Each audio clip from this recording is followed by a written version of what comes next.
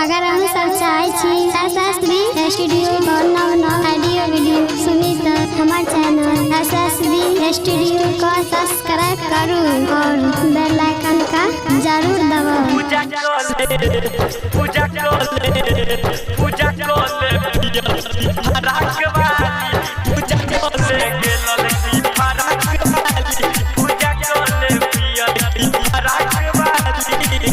SSB music की प्रस्तुति गांधी चौक बसवारी। बोलिया के भगती में दही तू ध्यान गे बैठ जे तू ज्ञान बन जे भी विद्वान गे बोलिया के भगती में दही तू ध्यान गे बैठ जे तू ज्ञान बन जे भी विद्वान गे होई जो तैयार हाथ में लौट के थाली होई जो तैयार हाथ में लौट के थाली पूजा कोले पियर की फराक वाली पूजा कोले गेलल की फराक वाली पूजा कोले पियर की फराक वाली पूजा कोले पियर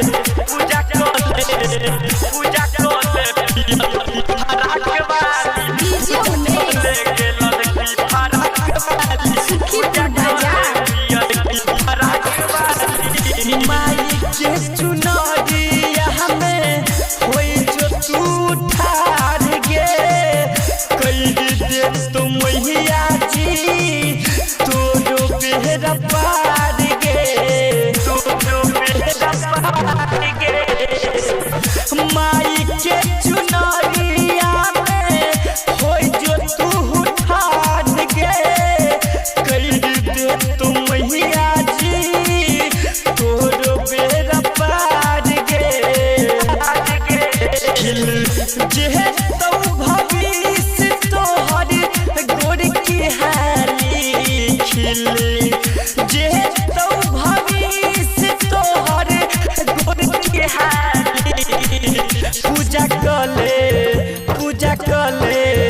पूजा कले गे गोर की लुजर वाली पूजा कले पियर की फराक वाली पूजा कले गे गोर की टी-शर्ट वाली पूजा कोले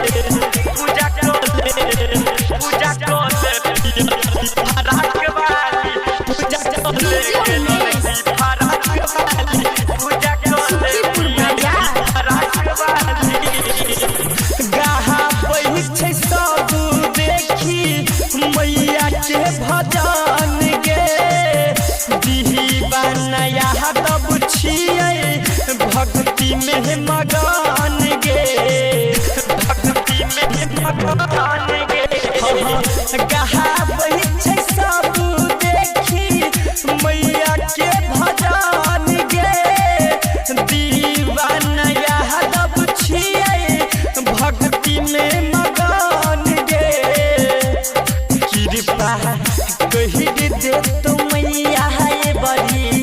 बिना वाली कृपा कहि दे तो मैया बड़ी